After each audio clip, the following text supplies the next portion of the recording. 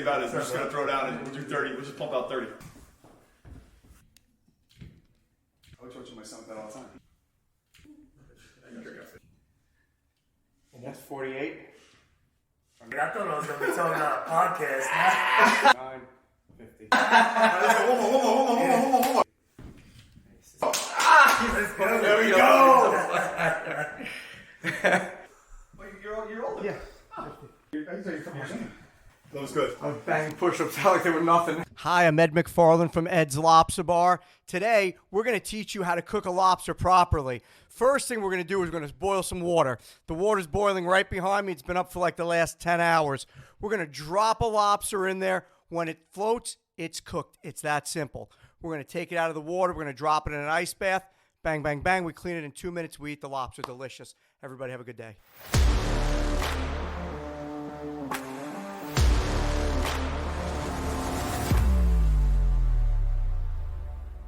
Hey guys, welcome back to Tough Love with Dr. John O'Connor. Today's guest, Chef Ed McFarland, the Lobster King, is here today to talk about his story from down in the dumps to triumph and being the king of the New York City. All right, we're so excited to have him on. Chef Ed, welcome to the show. What's going on, Dr. John? Pleasure to be here. Always excited to shoot with you. Absolutely. So Ed, let's get right at it. Today I want to talk to you, tell our guests and everything about kind of how we met, how we connected, and I have to say the biggest thing that I was so excited when I thought about bringing you on as a guest was the inspiration I got from you as a business owner, as a young entrepreneur or an entrepreneur, and the struggles that we went through during COVID was really kind of our connection time. And let's talk about that a little bit, and then we'll kind of roll up into, right now, present day 2023. Right? Wow. I mean, it's not even that long ago. It's pretty current event still. Yeah. And I have to say, you were a big instrumental help with me getting through it. Mentally, I was gone. Physically, I was kind of losing it. And I think that all came back into focus. We started discussing books, what to do, exercise, all sorts of different things. And you adjusting my neck here and there, allowing me to make it through every day was perfect. Absolutely. I have to say the one thing, we were talking before the show, and one of the big inspirations, as you guys all know, I'm a huge fitness head. And Ed working in the restaurant industry, you don't have a lot of time to get out of the restaurant, especially when you're the key person. So he would always, I'd ask him like, hey, you're fit. How do you get there? And, you'd have the chin-up bar, the pull-up bar, and push-ups all day long. So as of today going forward, any guest on my show, I'm warning you now, put it out there, that and I just cranked out about 100 push-ups each to get on this podcast. So if you want to get on here, you better be ready to do some push-ups. But Ed, seriously, one of the things that the takeaway is, as much as I was inspiring you, you were inspiring me because you weren't quitting. And all the books that I put on you, it's one of those things, it's like when you teach, you learn. One of the biggest things that I could take away from that was listening to our mutual business coach was the fact that he was like, Chef Ed is a tough dude. Like he's taking hits and, I guess you moved a restaurant out of, the Hamptons. That was a long-time relationship with friends. Talk about that a little bit. So I opened up a restaurant. It was my third restaurant. It was my second restaurant that would be open. We opened up a year before COVID. I opened it up with friends of mine from high school. And with the climate and the way things were, and we'll call it wokeness, I don't know that we want to say that on a podcast or not, but with the wokeness, it really wasn't taking off in Long Island for us. And while it was busy enough to sustain, it really was not the right fit for myself. However, we made a commitment, and I made a commitment to open up the restaurant, and I was going full speed. When it really wasn't working out and the partnership went south, I kind of lost two good friends of mine for over 30 years because they couldn't separate the money aspect from the friendship. And I think one of them took it personally that they lost their money. The other one, the money he has doesn't even matter. So it was like pocket changed him. But for the other guy, it was a loss, and it hit him. And for him, he couldn't separate it. And I couldn't have worked any harder than I did. I was out there every day. I was driving 2 hours to Long Island. I remember. Late at night, driving back home so I could see my kids in the morning to drive back the next day. I was spending 6 hours in the car some days just to go back and forth. I used to try to give you all the calisthenics in the car not to fall apart, right? I drove around with a baseball, and I'd keep a baseball in the car to roll on my back as I was driving. Yeah. The one thing with that, and I talk about it all the time, regardless of to what self-help help book you read or podcast you listen to. It comes down to you versus you. You know what? It's never really about the book at the end of the day. The book is a great guidance. And I think that's the biggest transformation people could make when they're reading these books and they're getting their self-help, whatever book they're choosing to read. The bottom line is it's the action you take. You don't have to follow their model exactly, or if you follow their model exactly, you have to be taking the actionable steps every day and moving forward continually. If you're not taking any action, knowledge without action is just knowledge. It's nothing. You have to actually take the steps and do something. You could learn as much as you want, get a degree in anything, but if you don't take the steps to practice, you're just going to be in the same spot where you started. 1,000% agree with that. One of the biggest things that I learned, and I've probably been working on reshaping myself for the past 10 years. During the pandemic, I completely fell apart. And it was the same thing. We were talking, like going through it, my body fell apart. And then it was like mind, body, spirit, and they go hand in hand. And the amazing thing that I saw with it was that bowling point where you get to it, just like giving up the Hamptons or Long Island, saying enough. And I was in that pity party, and everybody was there that you could hide from, like in plain sight. And then finally I was like, you know what? It's enough, right? I want to be healthy again. I want to get after it again. What was your big thing that when you got to the one restaurant and now you're crushing it again, what was your big push that was like that? I know your son's playing hockey. I know you reached out and I gave you some recommendations. You were looking for local stuff because I think you guys had just kind of moved down here. And I think it started out with baseball, but he really had a natural affinity to hockey, I believe, right? And Yes. And now he's crushing with that. Was it the kids? Was it family? Was it just something inside you? What was the boiling point that said, I want one restaurant and I want to be back at being the king in New York City. I want to be the Lobster King. I want to crush it. So it was a combination of a lot of things. Obviously, family and my kids are a big driving force because, you want them to succeed. You want to be a good example for them. They need to see that what the fruits of your labor and your efforts really mean, that if they're putting in the effort and they're putting the work in, that they're working towards something. And if their mindset is correct and they're doing all the right things, it doesn't matter how many times you fall down. It's how many times you get back up. It's a cliche, but it's the truth. It's fact. And I will say, when it comes to my lobster bar in New York City, like you say, you've taken a beating. I've been slapped around numerous times. So we'll go back to 2008 with the recession, through COVID, moving locations in the city because I couldn't make a deal during COVID with the landlord. Everything. It's just, and I'm the sole owner in New York City. It's my place. I do whatever I want. But at the end of the day, what it started was I started working with mindset before COVID happened. Absolutely. And I think that if I didn't start studying mindset, I probably would have fallen apart. And I think the universe truly brought me to you. And I do believe, it sounds foofy, but I do believe like that. I was meant to meet you because you gave me the tips and said, hey, Ed, this is what you were doing. This is what you need to do. Come on, get back on track. And I looked at you the same way you looked at me. I remember the first day I walked into your office in Red Bank and I looked around and I went, man, he's mopping the floor. I scratched my head and I said, that reminds me of the way I worked when I opened my business. I mopped the floor, I cleaned the bathroom, I washed dishes. 100%. If I threw somebody out of the restaurant, I will tell you I threw many employee out of the restaurant. And I washed the dishes. If I fired a dishwasher, I washed the dishes. So it reminded me of that. And I said, God, where have I gone wrong? And I had been going south and I saw that and it lit a spark in me to say, you know what? You have your family, you have your kids. You want to be around for this. You want to be healthy. You want to participate in this. You want to take the weekends off to go to the hockey games. I want to take the time off to go to my daughter's cheer competitions. And you have to put the time in now to get it done. 100%. And thank you so much for those compliments. I think the biggest thing was the pull away during that time was I was ridiculously into Navy SEALs and military books during that time.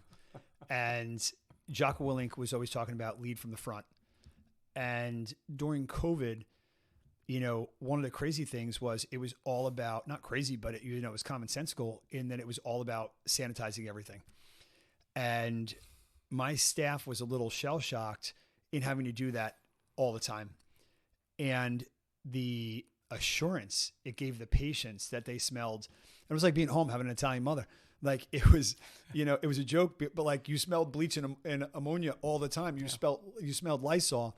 And when all the patients would come in, they're like, Doc, all we smell is Clorox. I go, and I chuckled. I'm like, you guys should be paying me, here on the podcast because, we absolutely sanitized and mopped and wiped down everything. To the point was the running joke when the table companies came in, we ate the rawhide, the naugahyde off the tables, keeping them clean for the patients.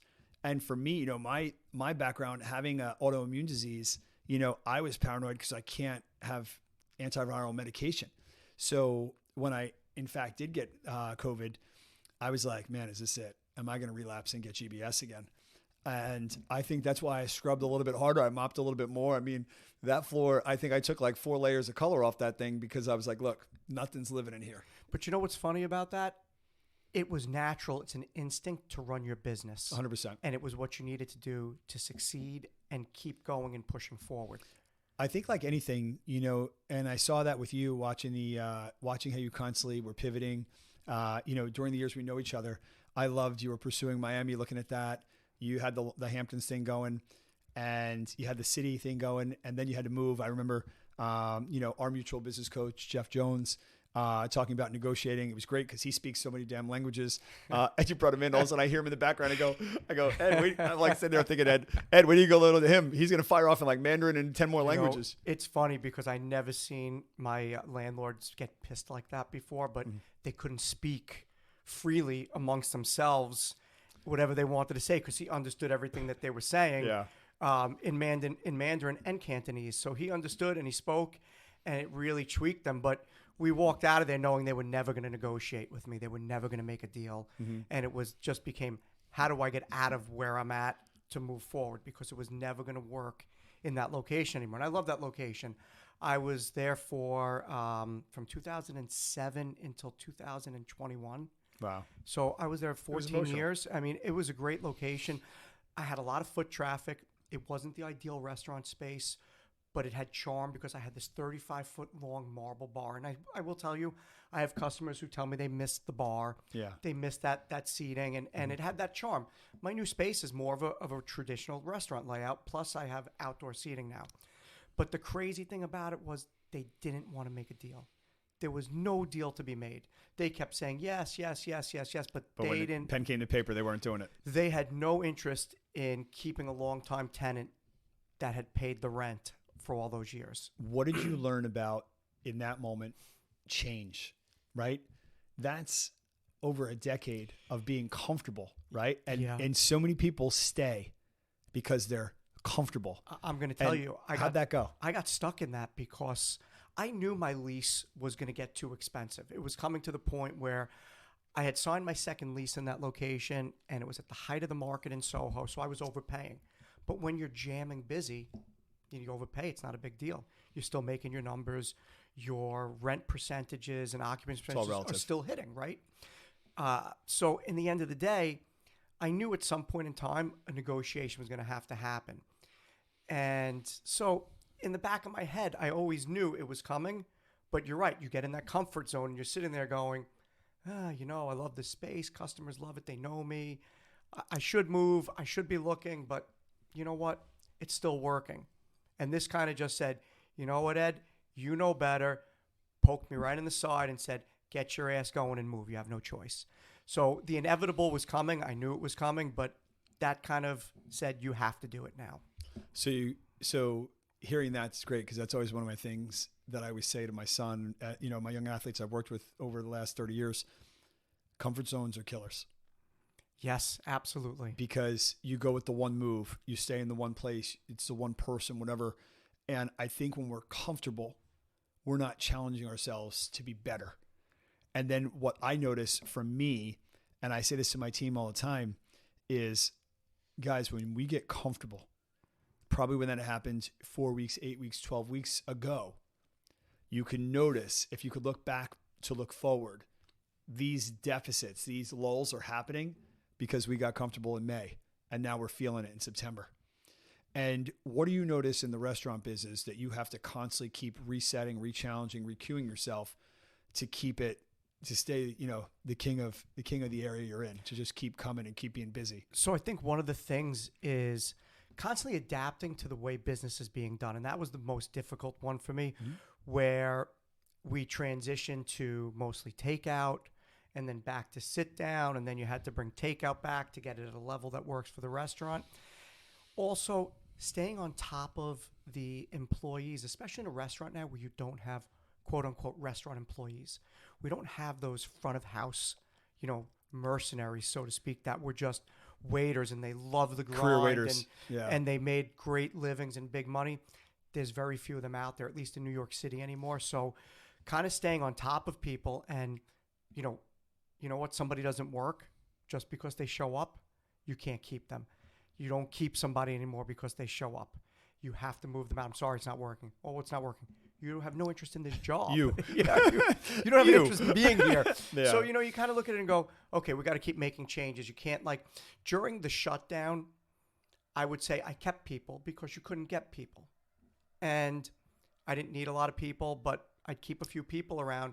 And when I moved into the new location, I sat there and I brought people over. And you like the ducks? That's awesome.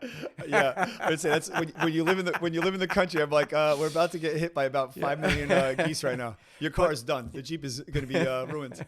But so what happened was I brought people with me, and I quickly realized that what they were good at, helping me when the restaurant was shut down and packing bags and getting food out the door, didn't transition back into an open restaurant.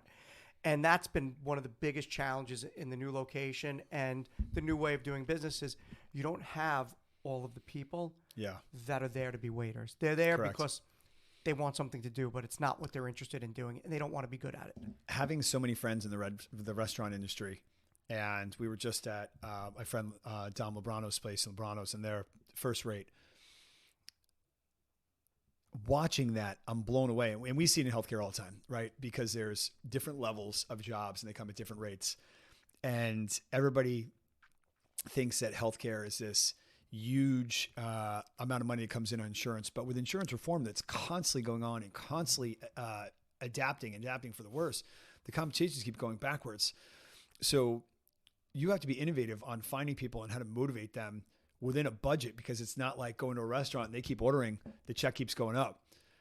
We have set amounts or cap plans where the patient doesn't even understand what that means. No matter what we do, we're only getting paid X, right?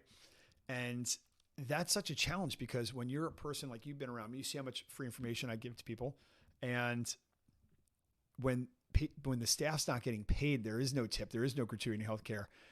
It breaks them. And then you see it, and when you're quality people like us, just like you're looking at that person, hey, that's not going to work. And it's hard though, because it's not like you could tell them, hey, listen, if you work a little harder, they're going to tip you. Right? Yeah. And you don't realize that. And I grew up in the food industry, with my mom as a kid. I started in the coat room, then I worked in the banquet side, which I loved. And then I went into, restaurant, waiting tables and whatnot. And that was always amazing money, and the one thing it teaches you, and I've heard this so many times in seminars and coaching events, is always try to find people in hospitality.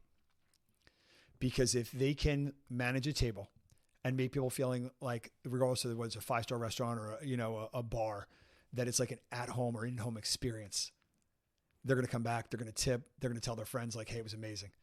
I saw Chef Ed, he comes out to the table, knows what I drink, brought down 2 IPAs, whatever, set it up. I'm tipping 35% because I love that.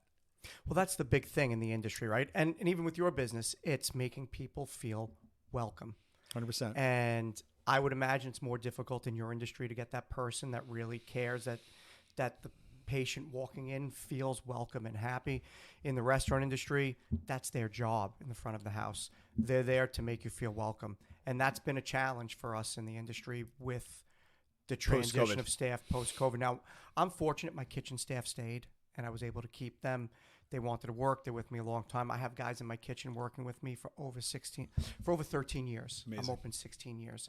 So I never kind of worry about the food end of it. But Thank God, right? Because your food makes you, right? Yeah, absolutely. But you know what? I think that service at the end of the day is more important than food. I think people will come back to a restaurant because they like the server, they like the bartender, they like the manager.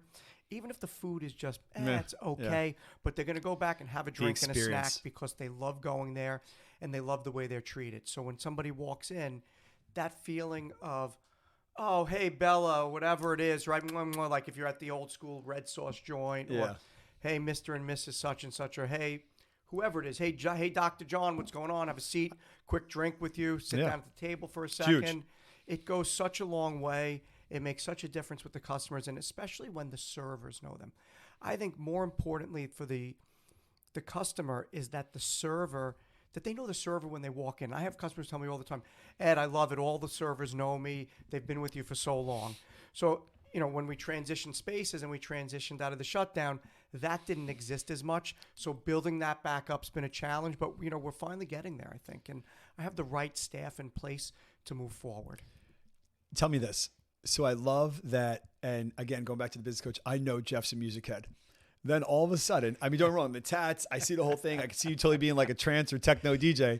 And then all of a sudden I see you on the Wheels of Steel and there you are DJing. And, you went from the king of Lobster to the king of mixing it up. So tell me what that was. And is it something relaxing, like people go surfing or people, mountain bike?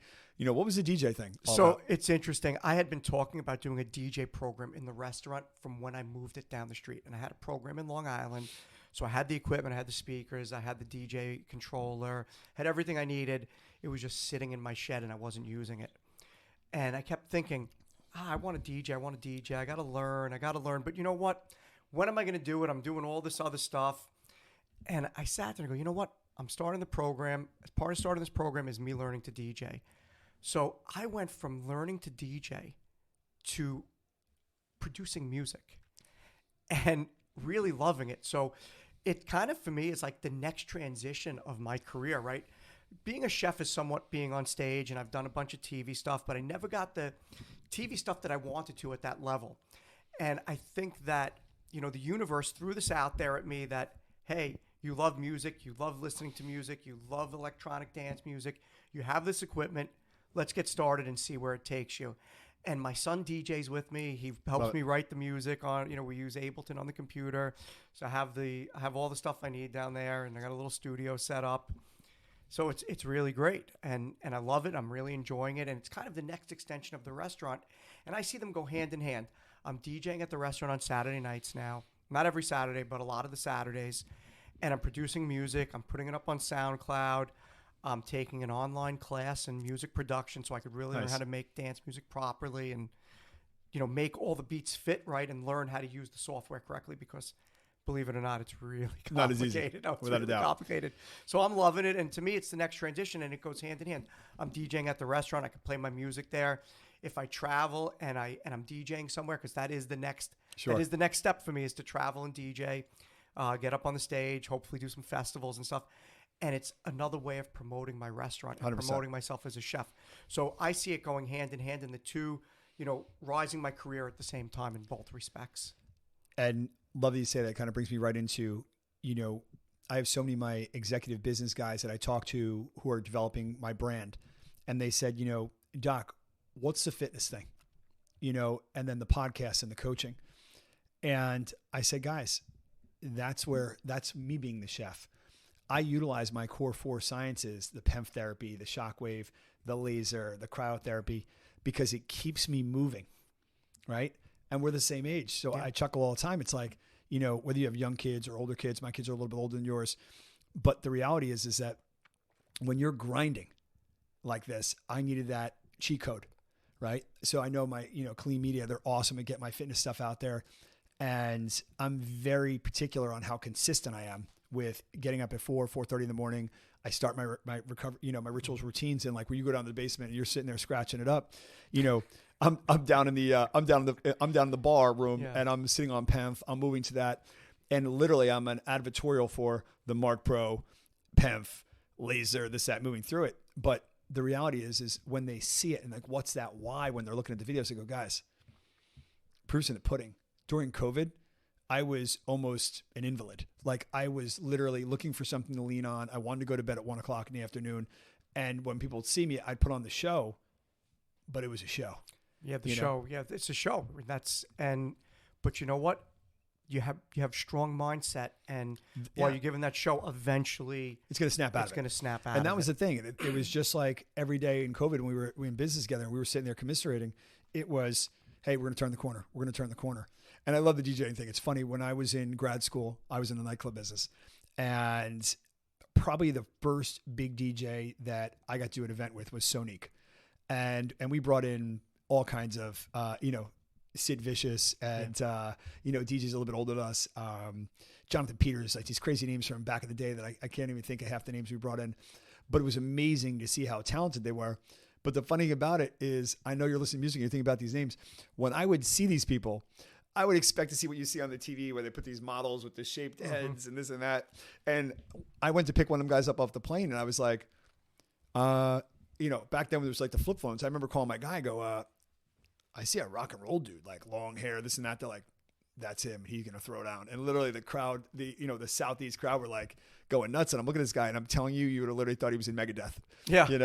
And, but the bottom line was his musical flair was that. And that was back when it was all vinyl, So it was pretty cool. Like watching him come with these like trunks. Like he's like, I spin vinyl. That was just, I want to say I'm like dating myself. That was probably right around 20 years ago. And probably a little bit older. That was right when all the, DJing off the screens and the computers started. Yeah. Now I think it's like really mostly that where they can really mix in and they fade into off computers and Yeah, it's mostly off computers. Now I do have friends who do spin use some vinyl. turntables and spin vinyl, and I eventually will learn to do that. That's down the road. But that's a whole different art. Those guys are I will tell you, before Jam Master amazing. Jay passed, I had him at an event in Atlanta. And I always loved Run DMC coming up as a kid. I think I didn't give up my, when I got down there to the point where it was funny being a Northeast kid that went to school in the city. I rolled in with my Kangol, my Adidas, and my shell tops, right? And I remember getting hired because I was all muscled up and, and somebody walked up and was like, pointing me up and down. And like, when you're from the Northeast, I literally was like, I took like a quarter step back. Like, I'm not even here 5 minutes to be in a fist fight. Great. They always like, this look, you want to work for us with the Caesar haircut back when that was the thing. I'm like, yeah, sure. Like, well, what am I going to be doing? They're like, we just want you to stand there. This whole thing is going to work, And it was funny because it was literally like growing up with like Down with the King and this and that. But watching those guys, and it was literally right before he got killed in the city, watching him go live was unbelievable. Like he could move across turntables and go and talk. And he was just so unbelievably talented. It was just, or Jam Master Jay or whatever, and it was just absolutely amazing to watch. But going back into the restaurant, what do you have going that's like your big thing? Like I always was amazed with watching restaurants, especially when they get past like that 5-year mark. A lot of restaurants close and lose that like, wow. Like almost like in a relationship where you lose that spark or whatever. How do you keep it up? I mean, you move locations, 16 years.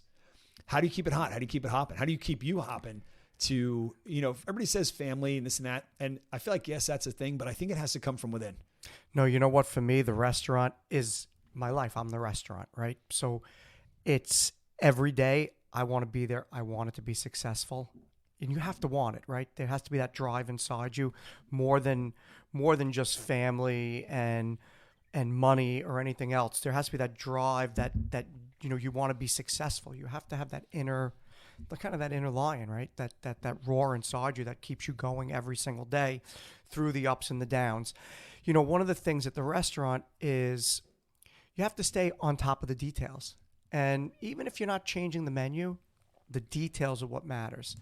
And, we'll talk about the business coach, Jeff, because I remember when he walked in and I started working with him, and he'd be like, Ed, that's out of place. This is out of place. I go, what the hell happened to me? And it was like watching you.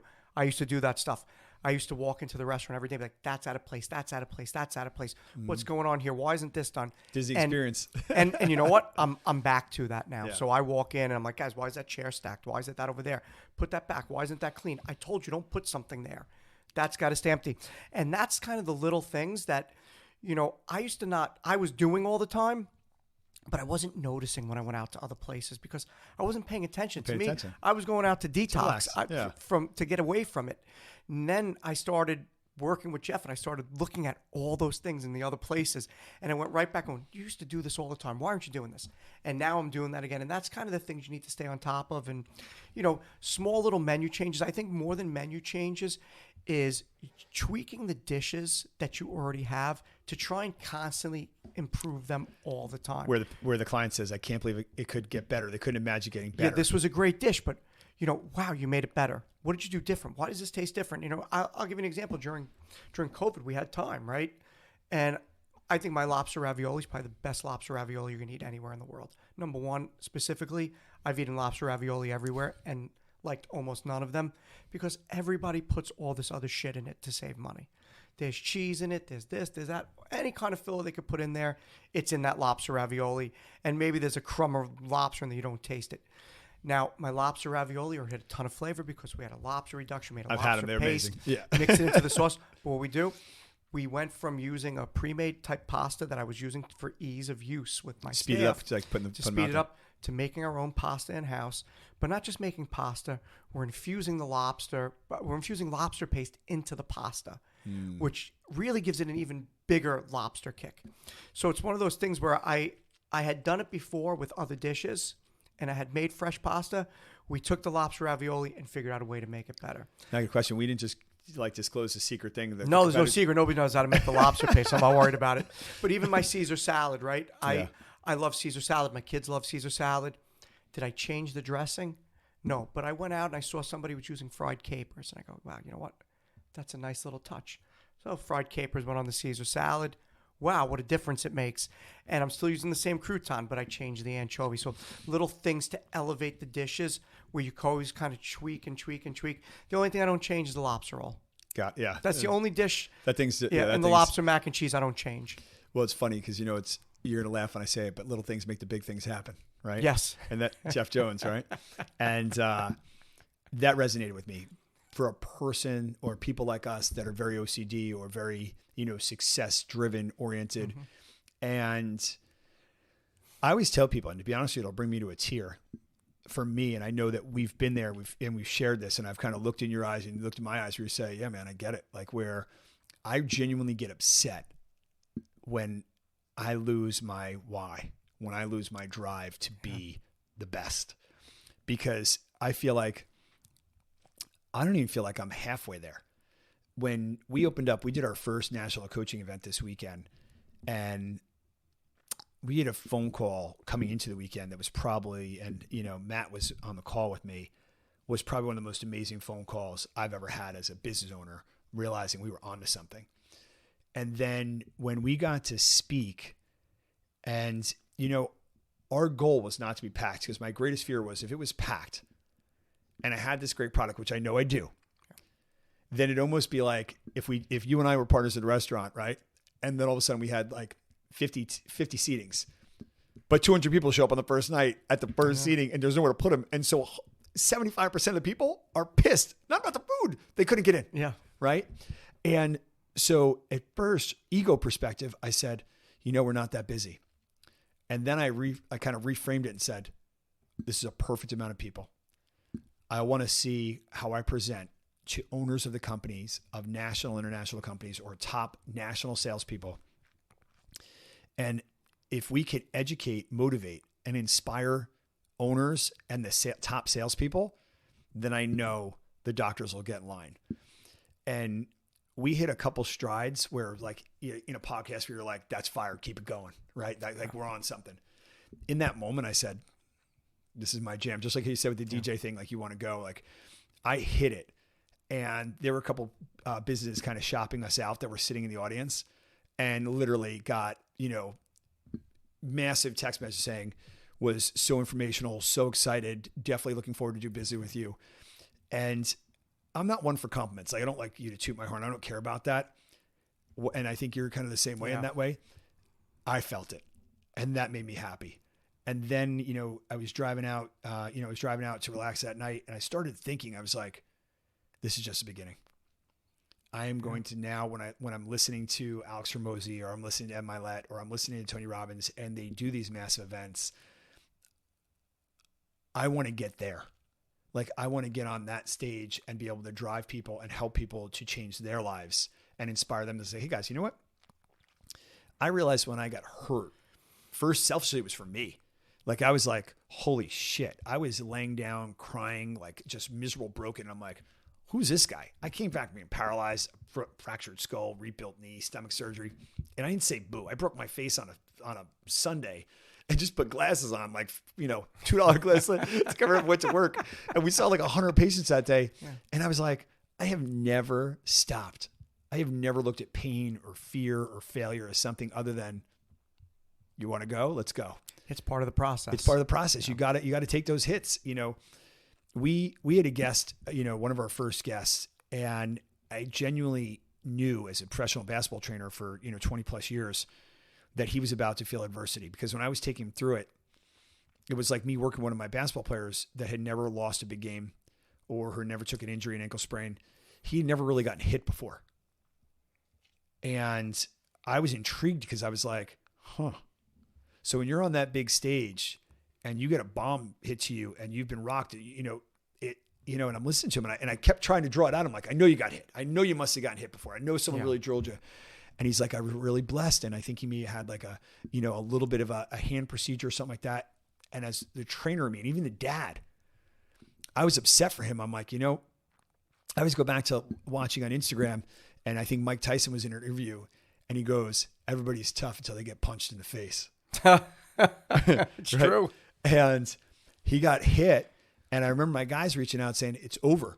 And I was so laughing because, like, literally, I'm like, this thing's going to go for 15, a half hour, whatever, however long these fights go. I don't think it lasted 30 seconds. And just like that, I was like, oh my God, I felt like there was a premonition there that I'm like, I just want to tell this kid, like, hey, if I was your coach, your mentor, your business coach, your life coach, your dad, now that's day one. Yeah. Right there. That's going to tell you right now, you're either going to want to grind and be like, you got me good. Next time you see me, I'm going to light you up. It's funny because it's all about words and the way you phrase it. And you mentioned it before, just your perspective of seeing the customers come in. Mm-hmm. Was it too much? Was it too little? But you turned around and you said, no, it's the right amount, because you had a plan. But you could have easily said, my God, I don't have enough customers. What am I going to do? There's not enough patients here. There's enough clients. There's not enough people in the restaurant. But it's words that make the big difference. Right? How you frame it. And it's funny because I didn't study any of really Bruce Lee's teaching, but he's somebody who I've read where he says, they're words. Words are spells. You never want to say anything bad about yourself, about what you're doing, you believe it, or anybody else, because your mind will take that and run with it subconsciously without you even realizing it. So the more you take that right mindset and say, no, I'm right where I need to be. And you could be in the mud, dead broke, and there's nowhere to go but up, but you only see down. But it's that mindset and those words that you tell yourself that lift you up from the ground. That's why the guys you talk about, the books, these mentors that you follow and read about, their stories are so powerful because they overcame homelessness, but not because of they got lucky or somebody handed them a check. They didn't quit. Because they changed they changed their mind, they changed the way they thought, the way they saw the world, and the way they did things, and they didn't quit, right? And that's 100%. The big one. You don't fail until you quit. 100%. And it's funny. My son's down at IMG playing baseball, and probably for the 6 months leading up to that, because I've been his corner guy, much like, and I love watching the cuteness and uniqueness of what you're doing with your son. And you call me and I was like, yeah, I want to be in there. It's like, be able to help out. I feel like I'm like Uncle Doc. He doesn't even know that I'm like, if you need something now he's beyond me. But when he was little, I was trying to push in every direction I could. And one of the things with my son, what I realized was, I said, Johnny, you could do it perfect and fail. I was listening to this podcast, and it was Ed McFarland and Sean Casey. And Sean Casey is probably one of the best career batting average in Major League Baseball. I mean, just absolute stud, and probably one of the nicest people in baseball. And he had this hitting guru coach that he was, that he met. I mean, obviously you're a Major League player, people want to talk to you. So he reached out to this guy, and guy sounded like he was a good bit older, almost like a sports writer. And he says, he gets him on the phone. He says, hey, this is Sean Casey. And I know who you are. You got a great swing. And he's like, I'm in a slump. And the guy's really abrupt, and he reminds me of a coach that I work with from Brooklyn. And he says to me, he goes, well, tell me what you think a slump is. And he says, well, I lined out 9 times. So you hit line drives 9 times. Yeah. And then 2, I got deep in the pitch count. I put one off the, I put one deep in the gap, this and that. He goes, let me hear that one more time. You 9 line drives and 2 to the wall, and they were caught, but you hit the ball hard. He goes, there's nothing wrong. You call me when something there. Boom. And hung up on it, right? And I laughed, and I told my son, I go, last year during the season, at the end of the high school season, he had, 5 or 6 balls he put off the fence. And he's like, I got the worst luck ever. And I'm laughing, and I'm saying to myself, success comes in various forms. And what your mind saw was you didn't do enough.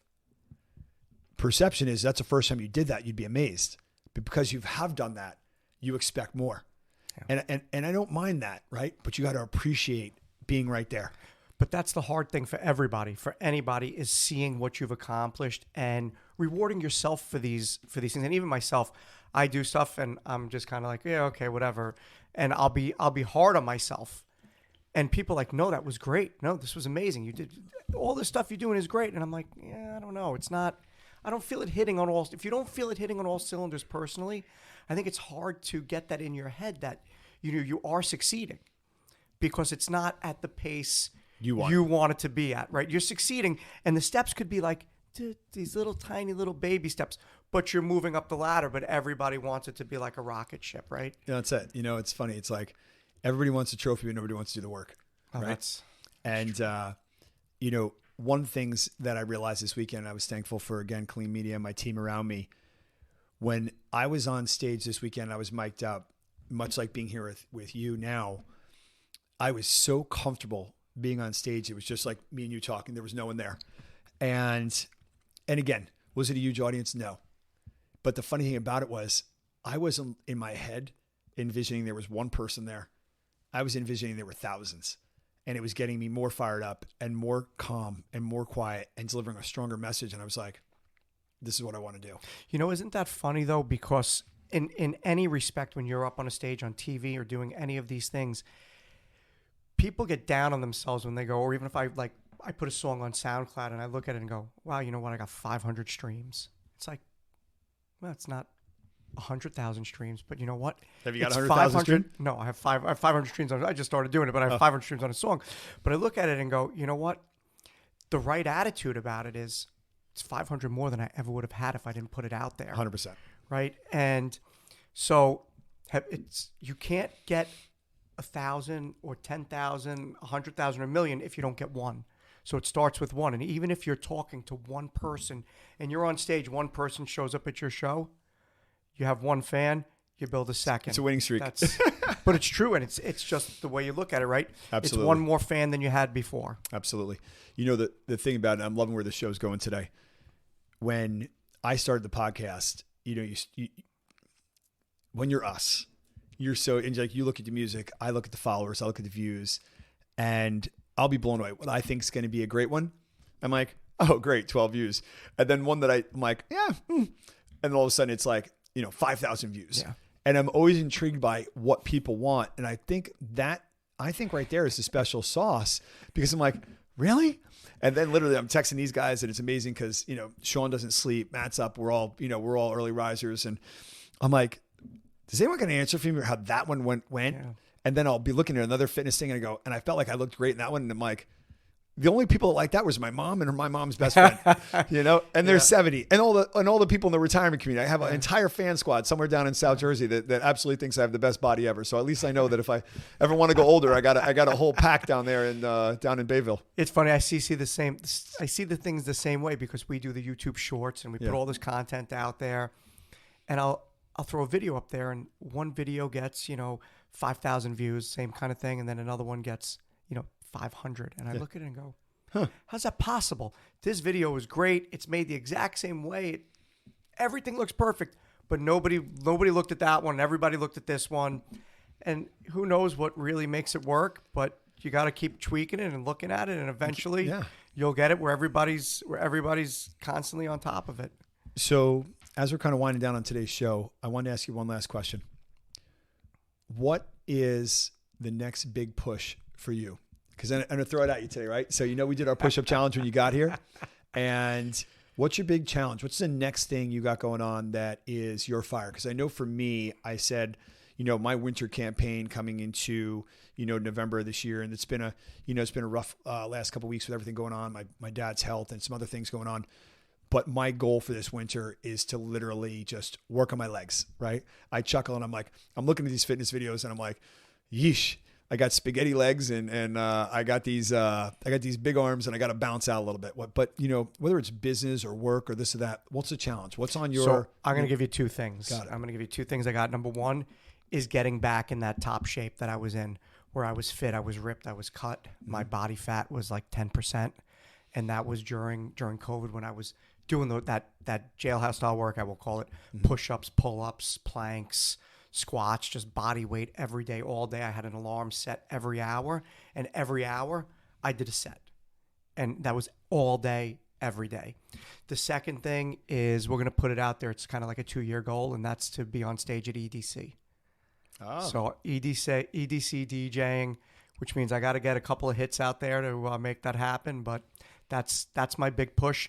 And obviously continuing. If you get there, I'm coming. So or you can hang out backstage. And continually to push the restaurant back to the pre-COVID levels where we were doing big sales, busy all the time, where it was just jamming. There was no ups and downs because the business is still erratic. We have good days and we have bad days, and it goes hand in hand with what's going on in New York City right now.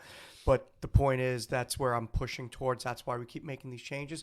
That's why I keep showing up at work every day, and I keep working at it. There's new ways of doing things. I'm going to find the secret sauce again, and we're going to be back at those numbers. Listen, I wish you all the success in the world. I think that, in the friendship that we've built up over the last couple of years, I'm proud to call you a friend. I've enjoyed your food multiple times, and anytime you want to bring it down, I know this team's here saying, Doc, you got to throw this guy some money. We can get these lobster rolls down here. But I will say, guys, listen up, because we're definitely going to try to get a collab going for a lobster truck, because I think that's going to be a go-to. But you know what? Thank you. I'm so looking forward to the next. I think the next time we have you on the podcast, we're going to open up you spinning. Oh, that'd be great. Yeah, I'll bring the equipment over. So we'll crush it. Light it up a little bit. We'll have to do it at Freehold. Let you kind of have some sound ripping. But thank you so much. And guys, thank you so much for joining us today on Tough Love Podcast. Please follow us on our platform. Again, share if you find value in this. Share it to any friends or family you have. Again, follow Ed's Lobster Bar on Instagram. We'll share everything on our platform today when we write up this show. And thank you so much, Ed. Thank you so much. Awesome. This was great. Thanks, Doc. Thank you.